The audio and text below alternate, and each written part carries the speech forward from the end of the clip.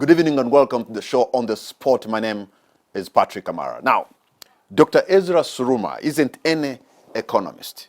He's one of the continent's leading economists, a visiting fellow of Brookings Institution, Chancellor of Makerere University, a professor of economics and former finance minister, and deputy governor of Uganda's central bank. For his time at the helm, Dr. Ezra Suruma made a passionate appeal for local ownership of Uganda's economy, urging for protection and promotion of local banks and capital. But he has on. Uganda's economy still lies in the firm grip of multinational capital, affected strongly by global shocks and most recently, sharply affected by rising inflation that has driven up the cost of food, fuel, and basic necessities. Tonight on the spot, we host Dr. Ezra Suruma and ask how different would he handle the current economic impasse, and we tap into his wisdom on the problems plaguing Uganda's economy. Dr. Ezra Suruma is on the show tonight. Thank you so much for coming to the show. Thank you very much for having me. So now, like I was trying to put together an intro, and the intro that I've just said, trying to give an indication to the viewer, the guest that I have tonight. You are a gifted economist. You have taught at the university, you are vice chancellor, you've been a minister of finance, deputy governor of central bank. We are in tough times. What would be your proposition to get out of this mess so that we can sail offshore? I'm not sure we can get out of the mess. We can't? Our situation is comparable to being in an aircraft, flying in an aircraft, and then you meet some turbulence. There's wind, and when the wind starts blowing, the airplane starts moving back and forth, and some of us who are God-oriented will start praying, hoping that the turbulence will be over soon. And so, but we don't really have control over the winds and over the turbulence, but we hope that we will survive.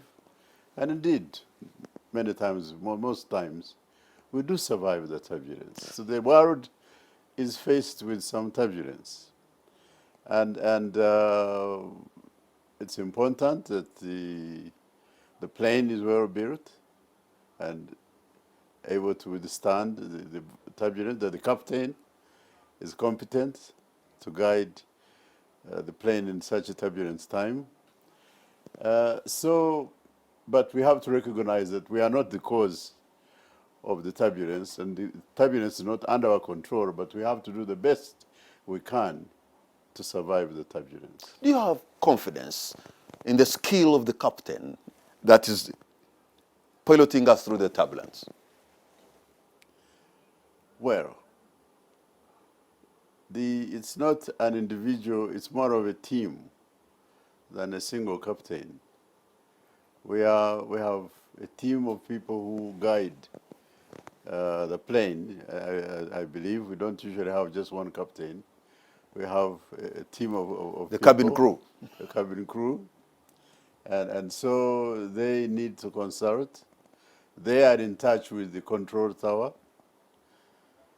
I don't know who the control tower in this situation is, but in other words, we consult domestically, regionally, and internationally to arrive at a solution to a problem that is global.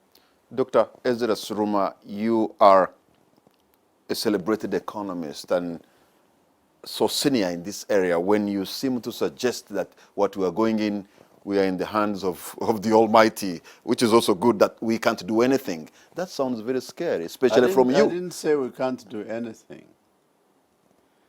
When turbulence comes, we have to be particularly alert. We have to consult among ourselves and globally or with the control towers, so that we make sure that we survive the turbulence. So in the current circumstances, I believe that we are attempting to say, for example, can we find substitute Okay. products? Now, in the case of oil, unfortunately, there are not many substitutes. There may be cases where we can substitute with solar energy, for example, in running machinery, but it's not a credible substitute for vehicles, for example. Electrical driven cars are not around. That's a medium to long-term solution. So for the time being, I guess one question would be, is it possible to, in absence of reserves, significant oil reserves that could have helped to ease the price of oil, if we had them available and we could make them, put them into circulation. I don't know whether some tax measures could be taken on the value added tax on oil, for example, so as to ease the pressure on oil, and also to make sure that our price is aligned to the regional prices. Yes, some people, Professor Suruma, have suggested the issue of reducing taxes on oil, like maybe some countries have done. But Ugandan economists seem reluctant to take that route. Why do you think that's so? Why are they so reluctant to take that route?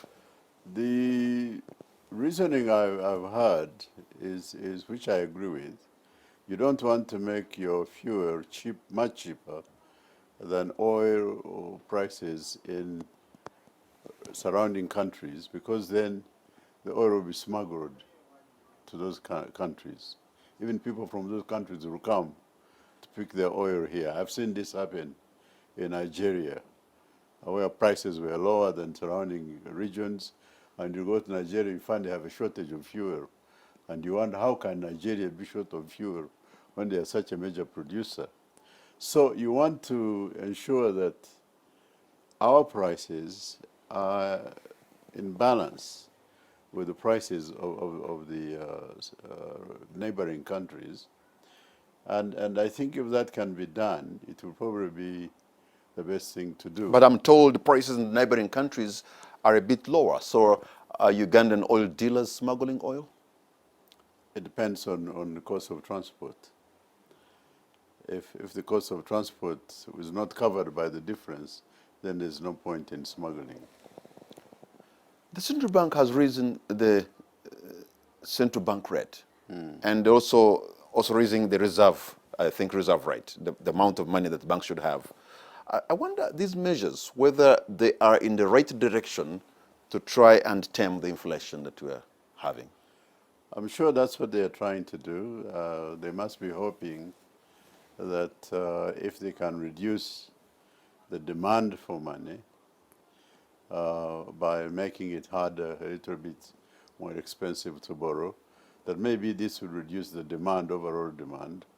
And because prices are rising, so you need to reduce the money supply as far as you can,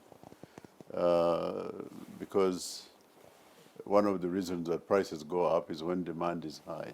The more money people have, I find that very intriguing that they would plan to ensure that there's less demand for money, and yet if people get more money, then you have a thriving economy, because currency around the people means vibrance of the economy. You have to balance. I have been in a time of excessive demand in 1870s and 80s, where the demand, the amount of money in circulation was so high, and was chasing, the definition of inflation is too much money chasing too few goods. So if you increase money supply without increasing the products, you will have inflation. Prices will rise. So you need to make sure that you balance the money supply with the products the rate of increase of products. You have stated, and many have said so, that what we are going through is not a Uganda-centric problem. This is a problem that is affecting the globe. We have inflation that is imported. And you have also talked about maybe to look into taxation, reducing here and there to cause some comfort. But what other measures do you think could be taken by those who are running the economy today to make it easier for the common man who is feeling the pinch? Well, we have to go product by product. There are some products whose prices may not be very high because they are in plenty of supply. So the rate of increase in the prices of those products, maybe bananas, may not be as high as the rate of inflation on imported products. And so finding more substitutes that are domestically produced and providing market for our own products, therefore, is a very good strategy. Quite often, our people have difficulty in finding a market for their products. I think this is a good opportunity for us to refine the methods of assuring market for our domestically produced goods and encouraging our people to know that there is assured demand for their products so they can go ahead and increase production. And Professor Suruma, are you talking about market within Uganda or market outside Uganda? Mainly within Uganda, because that's one in which we can have some definite control. But of course, where markets are available outside, we also take advantage of that. But I would start with increasing, ensuring that there is domestic demand for our locally produced products. But that can only happen if the people have purchasing power. Well, purchasing power comes from selling.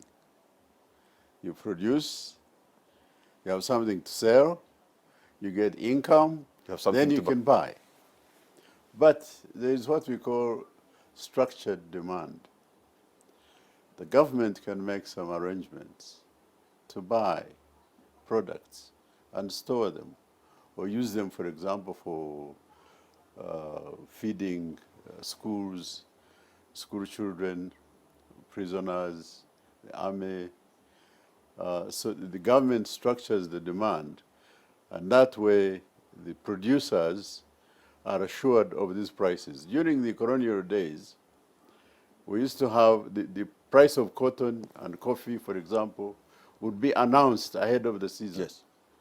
So if you are you knew that if you produced your cotton, this is the price you're going to get. So you had confidence, and you knew that there was a board which would buy your product. These kinds of measures, in my opinion, can help to encourage our producers, especially now that we are going to the parish model, ensuring that every producer will have a market for their product at a given price. I call this structured demand, as opposed to laissez-faire market demand, where you produce and you take a chance. You may or may not find a market. You don't have any idea what the price will be. I think we need to move away from that kind of arrangement to what I call structured demand.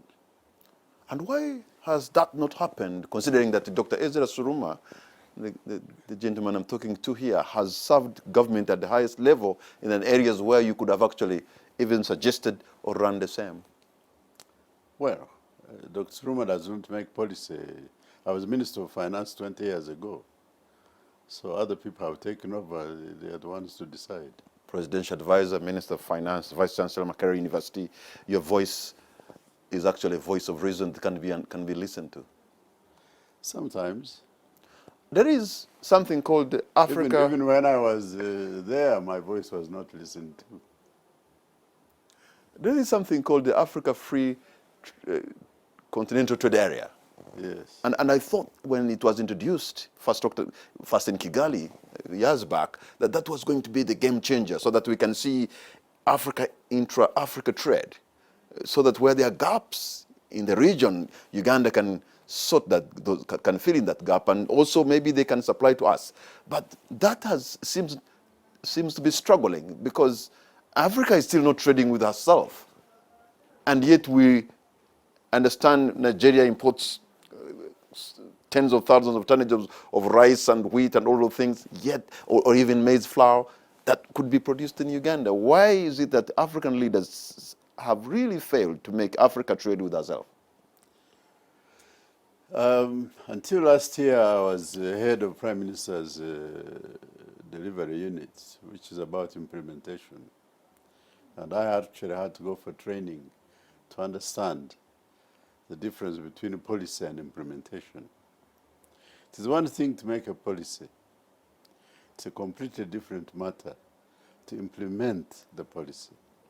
And that's why you find that maybe out of 100 policies made, 10 are implemented and the other 90 are on the shelf because implementation is difficult. Trade on paper appears to be a simple problem of buying and selling. But a friend of mine, Professor Yash Tandon, has written a book entitled Trade is War. That it's one thing to talk about, for example, East African community, and we are supposed to be a community. But you are aware of the quasi-wars that are happening on some products, whether it's milk or maize or fish. You find that it's not as smooth as we would expect in a common market. East Africa is supposed to be a common market, but there is still friction. Now, when you talk about a wider grouping of countries which are subject to many global influences in the determination of their policies, the implementation is a complex matter. It requires very, very concerted, almost daily checking and collecting data and following up and following up and following up to make something work. So I want to say that yes, the policy is on paper for East Africa, for Africa, but the implementation, I'm afraid, will take time. So you seem to suggest that we actually have policies that are not implementable. Absolutely. Very many. Very, very many.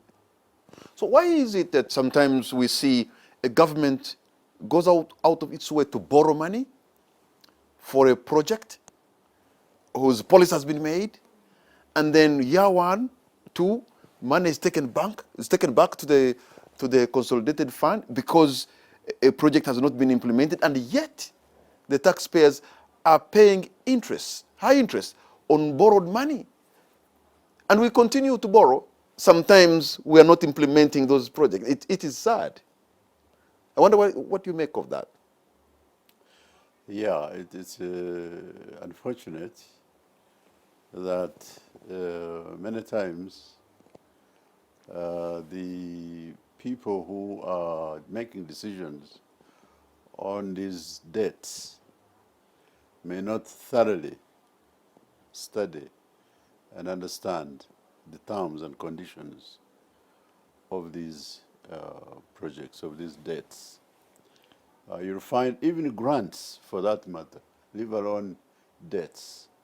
You'll find that a country or an organization gives us a grant, but the grant has conditions. And so you'll find that a grant was made 3 years ago for 100 million euros, but has not been implemented. And you say, how can it be that so much money has been given, and the money has not been spent? But if you actually go and read the conditionalities, the terms, you find that there are conditionalities for that grant or for that loan, which have to be fulfilled before the money is disbursed. So on paper you have the grant, but in reality you can't access the grant because you have not met the conditionalities. So we have to be careful when we criticize that there are details that we may not know. And the default is not always with us. Quite often, the problem is also with the people who are giving the debt or who are giving the grant, because there are things they want. There is an example, Dr. Suruma, of, for example, in road construction, where you find a contractor is put on the road, but government has not secured access of where the road is going to be built or constructed. And sometimes they're spending, there's a case where they're spending about 200 million Uganda shillings per day because you have all this equipment and the people there, but because you don't have access, there's an encumbrance around a certain section, and construction is not going on, but money is being lost, and that is purely a local problem. Yeah, I think it's important, as I said earlier, that our debt management desks have sufficient manpower and sufficient oversight to ensure that they have digested the details of these loans and to protect them from people who may want to give the loans, but so that they put them under pressure to go ahead and sign. I know what it means to some would-be lenders would put you under pressure to move. And me, I would say no. What do you mean put you under pressure? They want to give you the loan. Want to give a loan on pressure? Yeah. Under pressure? Yeah, they want That's to give incredible. the loan. That's incredible. And they say, you just sign. And you say, but what am I signing? There are some conditionalities that would benefit them. And you have to make sure that you have read the terms, otherwise you put your country in trouble. So the situation, economic situation we are in now, is it likely to get worse before it gets better? Because I'm asking this because I see a liter of fuel has been rising almost every week. You add another 200, and I'm thinking by the time we conclude July, maybe we shall have entered 8,000. How do you see the trajectory of these prices, especially fuel? I wish I could give you an answer, but I don't have it. I think that this, what we call an exogenous variable, it's a factor that is outside our control. The oil production, the quantity that is available on the world market is outside our control. And as long as the war goes on, I cannot predict the supply of oil on the world market, which will impact the prices of the future. So I would be lying if I told you that I knew the answer. So this oil thing, is it because of the disruption of the global chain that has been disrupted? Because, well, I know Russia is a major oil producer, but yes. But the other countries, Saudi Arabia and Iran and others and Nigeria are still pumping oil, and Angola and Venezuela and the United States. Well, markets are not perfect. And in this case, the global markets involving so many countries, and now you add the factor of sanctions that have been imposed on Russia and other countries involved in the war, and the imperfection of the markets becomes even worse, because you are now there is a question of demand and supply. In a normal market, a competitive market, these would be the major factors influencing the price. But when you bring in these other factors, the sanctions, how do you pay for the oil? Can you pay in rubles? Do you have to pay in dollars and what have you? All these other, and then of course security, like on the Black Sea and so on. So I think there are factors that I don't know. The issue of payments that I don't fully understand. These countries buying from Russia, I think now they are paying in rubles as opposed to dollars. I don't know how that's affecting the dollar, because that also comes into the picture. So I really don't know the answer to your question. So moving forward, as a country, just next month, our neighboring country in the east, the Republic of Kenya, again going into an election. If we go by what happened in 2007, a post-election violence, we just have to pray that nothing happens, because if that supply chain is disrupted from Kenya, as a country we are cooked. Yeah, I think that,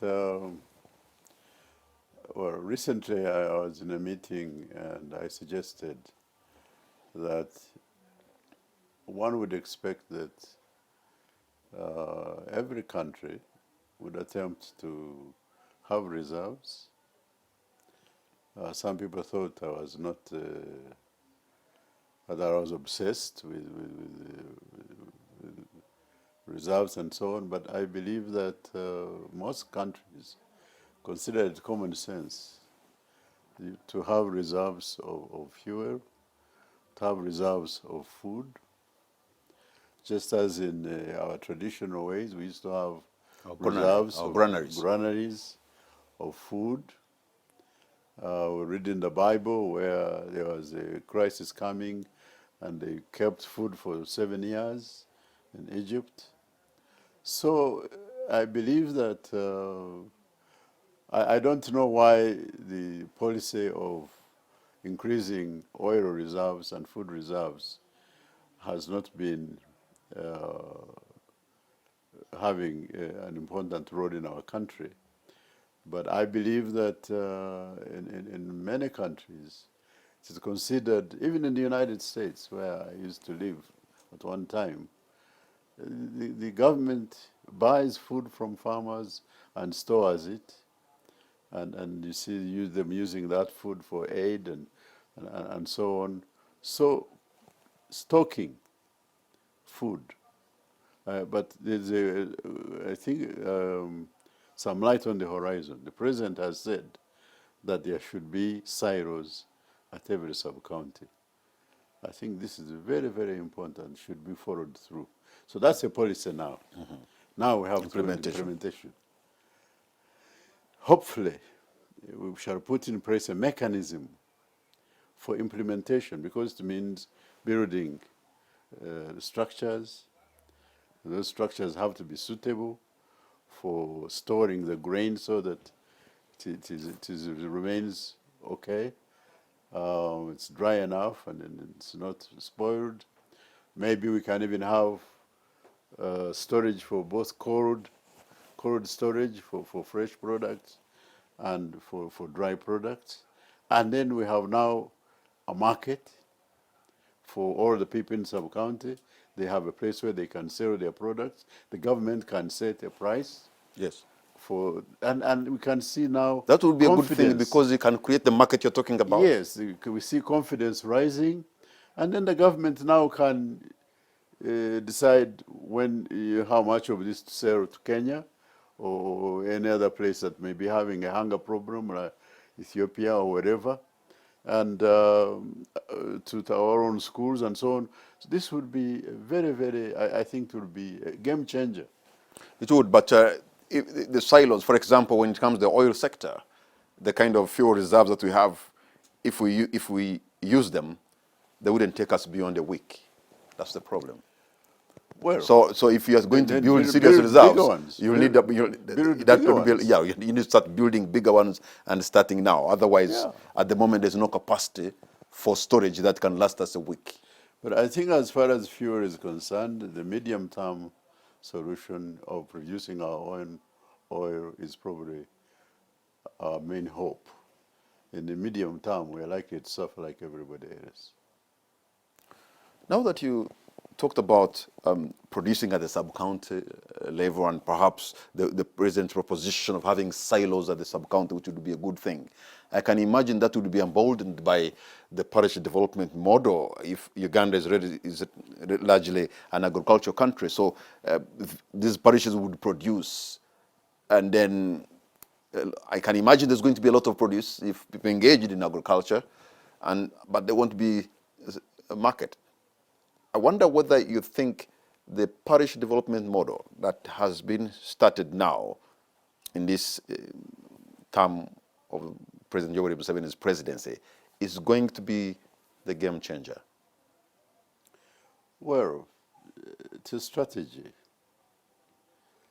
It's a strategy for helping the households to increase production by having access to agricultural inputs such as fertilizers, water, pesticides, and so on. So the parish is a relatively small unit area, and the number of households, is easy to determine.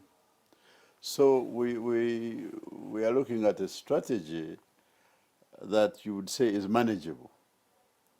When I talk to you about the Ugandan economy, nothing comes to mind. You just see the millions and millions of people, it's amorphous. You really don't understand it. But when we come down to the parish, and we can say there are 4,000 people, and there are 800 households, and we can identify the house. The problem now begins to become tangible. You can actually identify the households. You can see the type of land they have.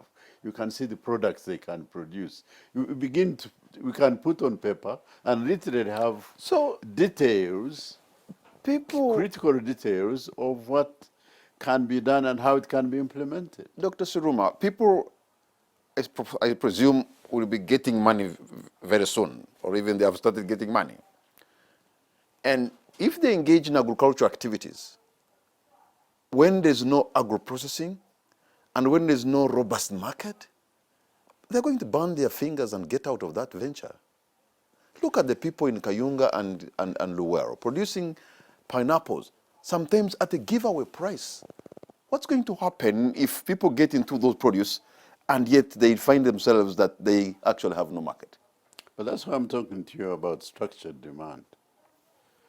That when we say we have a policy for the parish, and we can identify the households and the land area and the products which can be produced there, now we can plan for what will happen to those products. We can plan on the market, on the marketing process.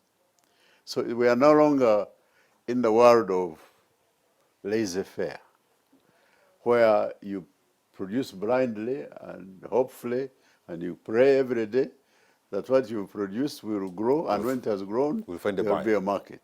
No, we are saying now, the world in which we are living, we must plan, we must program. So both the production and the demand are programmed. We are no longer basing our actions on considering what you see and our experience as a country, do you see that plan on the ground going to be affected? Because quick maturing crops, 3-4 months, they are harvesting. Do you see that plan in place? Because if it is not in place and actually people produce and then they realize they have wasted energy, remember this is also money is a revolving fund, then they will maybe lose interest. I think that we will be working on solutions of implementation. We've had some experience in increasing coffee production, for example, where we had implementation studies, and so our venture into increasing coffee production was not based on just increase. No, we did study the market. These things about structured demand I'm talking about are from that experience. So we can do scientific studies and planning for every product to ensure that this frustration you're talking about can be avoided. Dr. Ezra Suruma, hold on to a point because we're going to take a break, and on the spot, we'll be right back.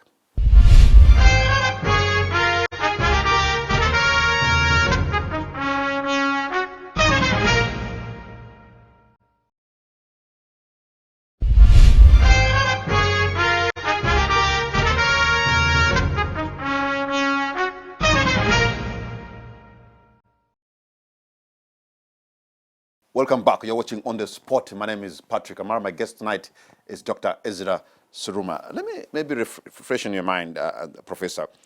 From your time in office to date, Uganda has run close to 7 different poverty alleviation programs with minimal success. You seem to be confident that this time around, PDM will work. Where do you get that confidence from?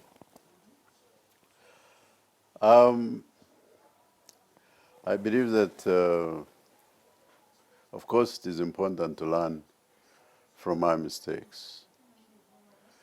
And it's important that we see history as a process of learning and of creating institutions. I believe that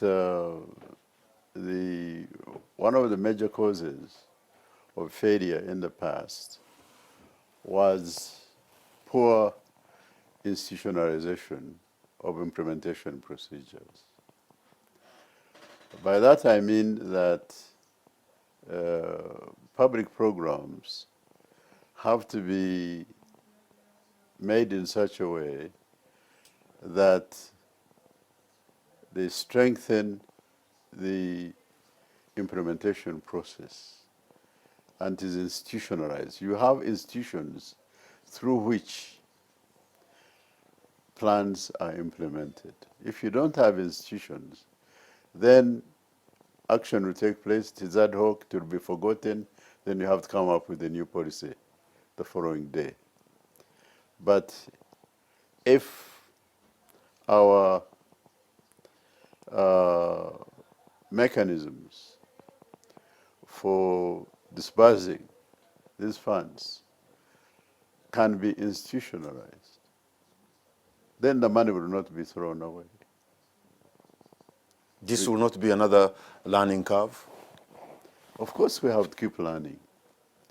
But I'm saying institutions are methods of work which have been proven by time to work. So we have schools for education. Those are institutions. You don't just wake up and say, I'll teach my own child to be a mathematician. We have processes that you go through for your child to become a mathematician. And they are proven methods of work. And we need the same for our economic programs.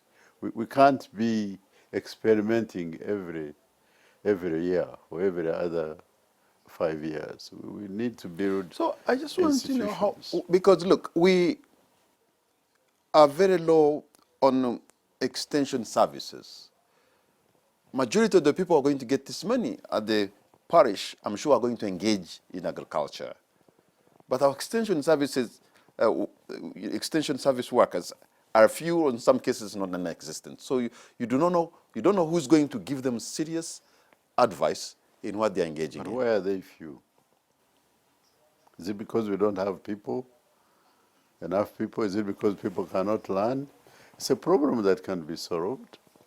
And let me, now that you bring this up, let me touch on the issue of employment. We have a growing population, and many of our people are not employed. This is not because we don't need their services. It's because we have not organized ourselves sufficiently well to ensure that everyone who is able-bodied has something to do, a service or a product that they make available to the country. So you touch the issue of extension services. I have a small coffee farm, and I'm not satisfied with the help I'm getting on my coffee farm. I see a need for more extension workers. I see a need for more knowledge. But next to me, I have farmers of Irish potatoes. I have farmers of sweet potatoes. I have farmers of wheat and sorghum and so on. And each of these needs specialized attention so that we can increase output and production.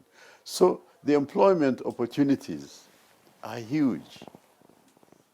And it's a question of being a little bit better organized. You see, So, in the old if economy, Dr. Ezra Suruma on his farm, he sees the need that the extension services you're getting are not satisfactory, what are you going to expect of another person in Rwamchuchu who's also engaging in some farming and is not getting any help? Remember, we are targeting a market that will require a certain quality, a certain quantity, some kind of routine, things that are done in a way that can compete at a global scale. yes. You need serious extension services so people can have quality produce that's going to compete.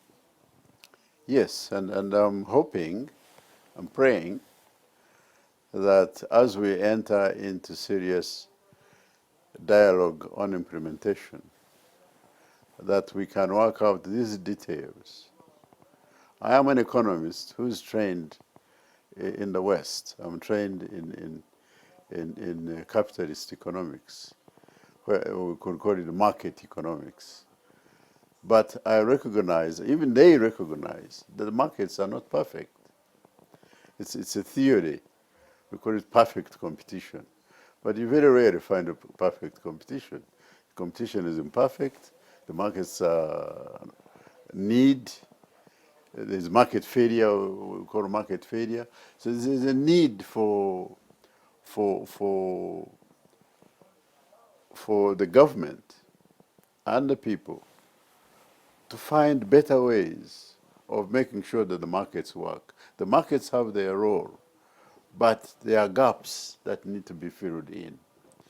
And I hope that as we look at this in detail, product by product, maize as a product, we analyze it from seed, planting, weeding, harvesting, drying, sorting, packaging, and so on, so that by the time it gets to Kenya, it's a standard product. And these are jobs. All these are jobs. Even the examinations on every parish, making sure the maize coming from that parish is of standard quality. All these are jobs, and they are good jobs. And they bring a lot of money to our country. So we need to improve our organization. And do you know what has been the norm? That a Kenyan grain business dealer will bring his truck to Kamwenge or somewhere in Mubende, and then they load maize as grain until we cross the border to Busia or Luakako, wherever they are crossing from, as grain. That does not excuse us from ensuring because, that we produce but good grain. can you imagine the kind of jobs in between and the opportunities are missed if grain is exported as grain?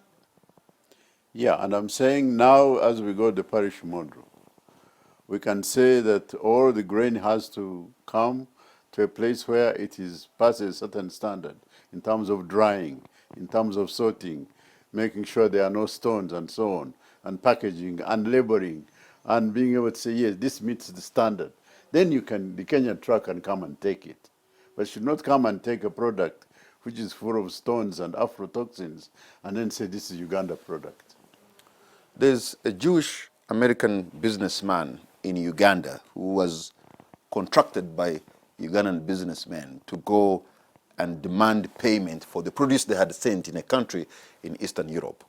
So he went, and when he reached there, the people who were supposed to pay said, wait, okay, we're going to take you to the warehouse and we'll show you what you sent us. So they sampled about 3 or 4 places of the grain that had been sold to them from Uganda, and every time they'd remove, it would come with stones, weevils, and a lot of impurities. And the man said, maybe you think this bag is whatever, random, let me choose another, and it will be the same. And these guys took them to another store where the Chinese and other countries had supplied. Everything is neat. The quality is good, the moisture content is good, and everything is clean. And the man told me his story that he came back, you know, very humbled by what he had seen and angry and embarrassed. So we need better supervision of our export procedures. Now, the people who were responsible for that should have been punished and removed from their positions. So now you think that if parishes produce,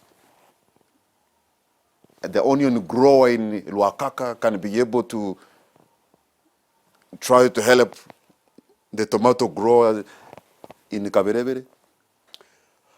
Let me give you an example. When we are doing the, what we call a lab for coffee, one of the interesting stories I came across was a small cooperative union, I think it's in Ankole somewhere, that was exporting coffee directly to Europe, I think either Germany or Belgium. And they are getting, if I remember very well, something like, at that time, about 7 years ago, something, they're getting almost close to $7 a kilogram for their coffee. Because this cooperative was ensuring that the coffee from every member was meeting a strict standard. And now, because they were getting so much money for every kilogram of coffee they were selling, it was in their interest. They didn't need To keep the government standard. to tell them that do this. No, they themselves were making sure that everybody's coffee meets that standard, because that's how they're going to retain Sometimes the they call market. it Screen 18. Yes, and make money. So I think that in the same way that if I am a company, I want to make sure my product meets your standard because I want to retain your market and I want to get income. Then we can also have a situation in which now the people in the parish community, if they know that their maize or their product is going to be purchased and they will get good money if they have a good product, if they meet a certain standard, I think they will have a great incentive. But do you job. realize, Professor, that the government of Uganda, for which you also served in as Minister of Finance, has slept on the job, especially in the area of coffee? I understand countries that have not a single tree of coffee are making billions of money off the coffee that we send them just as coffee beans. Yet we have been in this game of coffee production for as long as maybe 100 or 60 years or more. But we have not taken trouble to understand the game of, of adding value to that coffee so that we can also sell and get value for the coffee that we produce. German, I'm told, gets about $20 billion out of the coffee. Uganda, we are happy if we can even get $700 million a year. Well, we are in a process of growing up, as it were. And I think we're stunted. I believe that I can see a change, for example. Yes, the volume, five years ago, the volume of coffee, absolutely, there is a change. 5 years ago, not only is there an increase in the volume of coffee that we are producing, but even the local consumption of coffee is increasing. Now you see a cafe almost every other 100 meters, which wasn't the case before. So there's a new generation of people growing up who don't have we have the colonial, who were born in colonial days. We think tea is the only thing that you should drink, but they're drinking coffee. So I see now when I go to the supermarket, I was in the supermarket a few days ago, and I could not help being impressed by the variety of Ugandan products, of Ugandan coffee brands products on the shelf. A few years back, there used to be only one. Andrew Rugasira's product was all I could see. But now, the choice is yeah, growing. it's good you're pointing out good African coffee of your friend Andrew Rugasira, yes. a man who managed even to get space on the stalls in London. Yes. And And you have seen it in the Ugandan supermarkets. But you know what? It appears I don't see it anymore. Yeah, but there And are and yet others. and yet and That's yet business. he has fought hard to inspire other people, but he has found it very difficult for it to be sustained. And I think if he told you his story, you find that that story is also to do with the policies and the programs of government. It's tough. When I was Minister of Finance, I assisted him. But things are never easy. You don't understand everything that happens. Business is competitive. It requires capital. And it may be that he was not able to meet all these requirements. But others are coming up, and I hope more will come up. Yeah, but even on that volume, Professor Suruma, you know that at one point there was a plan to produce about 20 million bags by 2020. And if we have worked so hard, maybe we have reached about 6 or 7 million bags by 2020. So we are less on the target by almost 14 million bags. And Well, we're 2 years we're 2 years behind. That was the You know directive. you know that.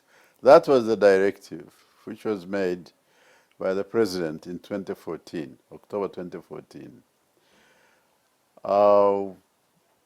The following year, a year later, the Prime Minister's Delivery Unit was asked to work on this directive. And we organized a stakeholders consultative process, and we advised that it could not be done by 2020, but could be done by 2030. And when the president was launching the roadmap for increasing coffee production, he said, try to do it by 2025. So the target is no longer 2020, but 2025. But our implementation workshop advised that it could be feasible by 2030. I just want to shift to another area. I think, if I remember well, you are very passionate about local ownership of, for example, financial institutions like banks. And you wanted that Ugandans should own some of these. But when you look around now, very few banks are owned by Ugandans. Actually, very few serious businesses are owned by Ugandans. It is not the telecom industry. It is not the hotel industry. It is not the insurance industry. It is not even the banking industry. Most of the businesses are in the hands of international conglomerates who just come, of course, make a business which is okay and take their proceeds away. Isn't that a big problem? Well, we are involved in a struggle. We have been involved in the struggle for a long time. First, we were a colony. Then, in 1962, they announced that we are no longer a colony, we are now independent. Of course, nothing changed. There was effort on the part of President Obote to change the economic ideology.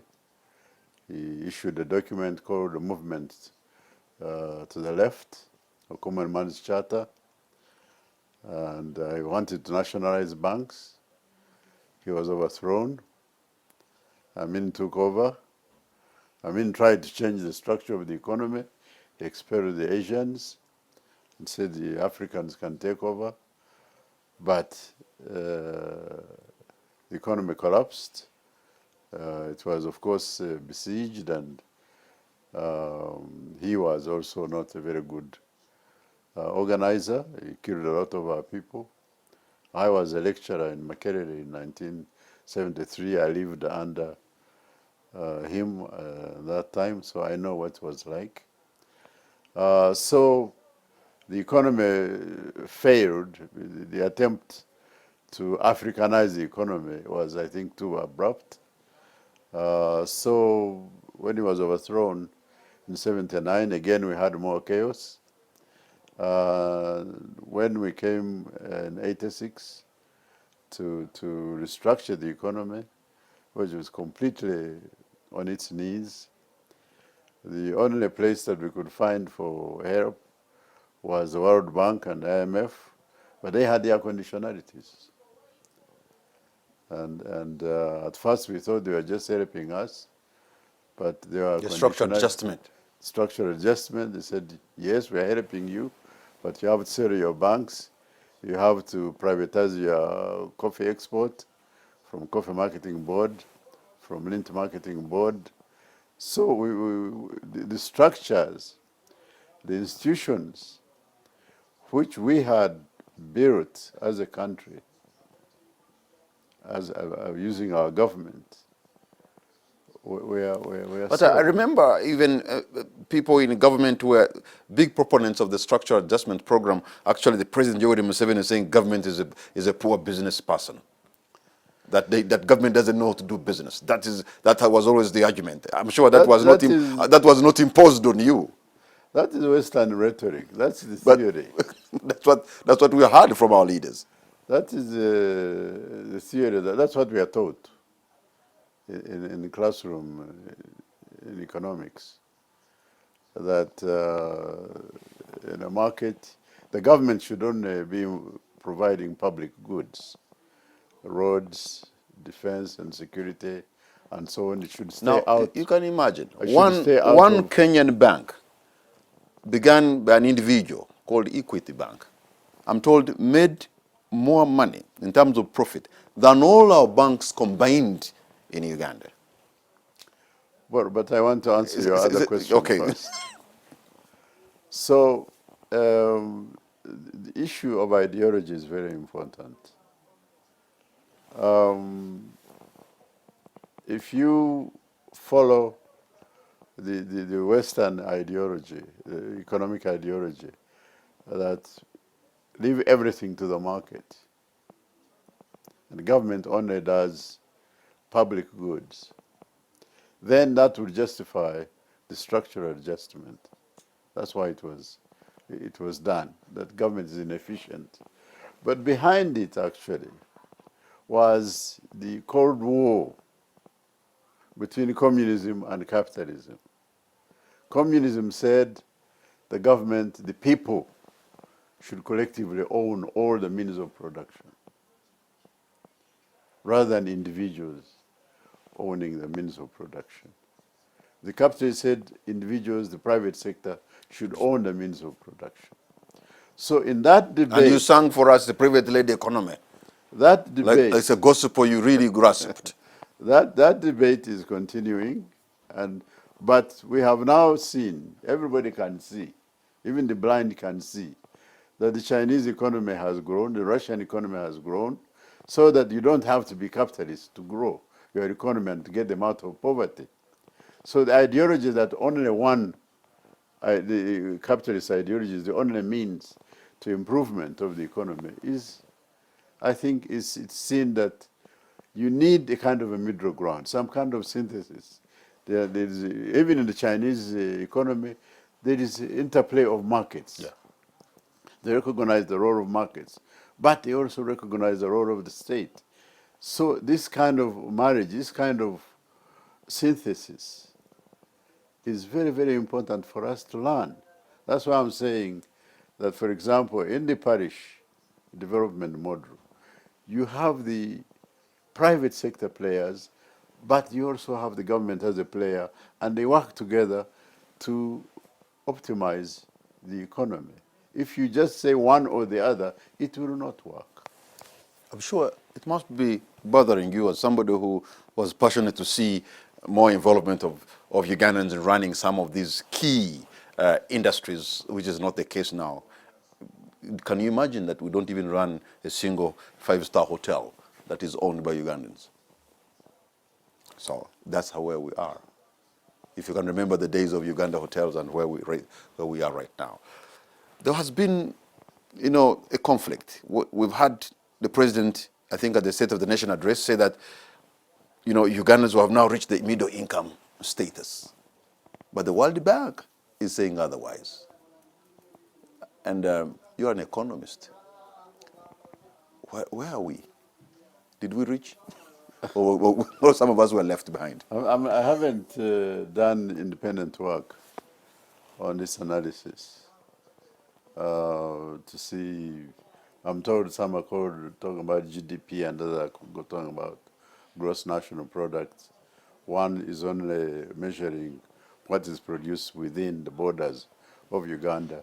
Another is including excluding what is owned by foreigners, but including what is owned by Ugandans from outside. I'm not sure if that's the source of the discrepancy or not, but I was told that we would be getting a synthesis of the two so we can see But where we stand. isn't the calculation also a bit deceptive, that you get an aggregation of what is produced and then you multiply that for you to reach, to be able to get to know that we have reached the per capita income for us to have reached the middle income status? Because if you have 10 people, super rich men in Uganda, they can easily put you in the middle income status bracket. That's right. So and that does not mean that people in Rwamchunchuni Kihihi have money in their pocket. The distribution, you are absolutely right. The distribution of income is very important. If you reach the middle income status, but 90% of your population are still in poverty, you have not achieved much. So we should look, we call these indicators. They are not to be taken as absolute magnitudes. They're simply indicating where in the direction in which we are moving and roughly giving an idea of where we are compared to others. But we need to be in much greater detail to know where we stand as a country, as a people.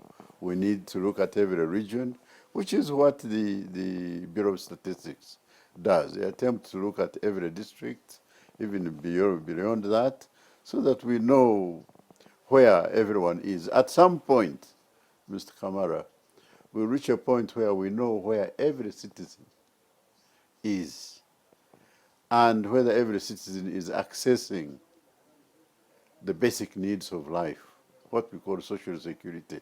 At one point, we will get there. Okay. We are not there yet, but we shall get there. And we must strive to get there, that it's not only GDP, it's not only regions, it's not only districts, it's not only sub-counties, it's not only parishes, it's not only households, it's every Ugandan citizen having access to the basic requirements of life, the basic needs of life. We shall get there. Okay, now, maybe we shall, I'm hopeful, but I just want to know, how do you compare, now that you are out of government, I mean, you're no longer a minister, and when you look there, maybe you're able, from your vantage point, to see how things are done. I would want to ask, how do you see, what do you make of your government's expenditure, the parliament expenditure, from now the vantage point of not in government? Mr. Kamara, what I've been trying to say is that we have to balance the public sector and the private sector. And both are critically important. The idea that government will help us to do everything, that idea has to change. The government has very serious limitations. And it's only a small percent of the total GDP, maybe a quarter, maybe less. The rest is the private sector, you and I. And so I'm saying the solution to the future does not lie in government. The government is an important player, there's no doubt about it. But you and I, in our private capacity as producers and consumers, are extremely important, and I think we have to balance our views that the future of the country depends on both the private sector and the public sector together, not on one or the other. And of course, the private sector is bigger than the public sector. But you know, government is telling us to be frugal, but they seem to be living large. To be frugal. Well, it's good to be frugal. It's good to be frugal, save. but they cannot walk the talk. Oh, that one I will leave alone. So You are Vice Chancellor, Makerere University. I'm the Chancellor. Sorry, the Chancellor, Makerere University, I beg your pardon. The Chancellor, Makerere University. I read somewhere, something back, that we have many graduates nowadays, but on top of having an unemployment problem, that our graduates are unemployable. What do you make of that? I don't agree with that. I don't agree with that at all. What you really have to appreciate is that when people go to school, they are exposed to knowledge. Their aptitudes become clear which direction, they mainly scientific or artistic or what have you. But no one says that because you have been to school, therefore you know how to make a telephone. No. If you want to learn how to make a telephone, you have to go into a company which makes telephones and you learn. And even then, you'll be part of a long line of a production line. So, education generally indicates the potential of a person. And so when we see that you have an ability to learn, and to learn well, and you are disciplined, and so on, and you have moral aptitude, then we take you on, and we train you as a company.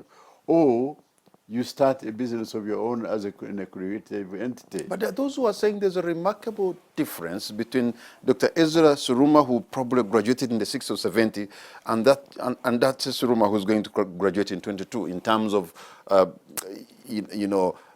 the readiness to work. I don't agree with that. I personally don't agree with that. I believe that the schools and universities, they simply cannot give you enough knowledge to say that now you have enough knowledge, you can make it. No. You don't see a problem with standards? Well, there may be some problems with standards. I can't argue against that. But that's the whole point. But the question is, what is education?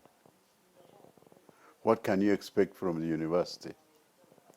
You are exposed to certain to knowledge, and then even if you are in medicine, you only learn but so much, and then the rest you learn as you practice, as you go into hospitals and you gain experience. It's been an honor to have you on my show tonight, and for the Ugandan viewers to listen to you. You have served your country with distinction. What would you want Uganda to remember you for? That I served with humility, and I did the best that I could. And I hope that God will see my work and reward me for what I have done. Dr. Ezra Suruma, thank you so much. If I could have added humility as your middle name, for sure, that humility you have. You're a man, you're modest, you have a sense of, you have humility, and I see intellect. And every time I sit with you and people listen to you, they learn a couple of things. We thank you so much for having given us your time.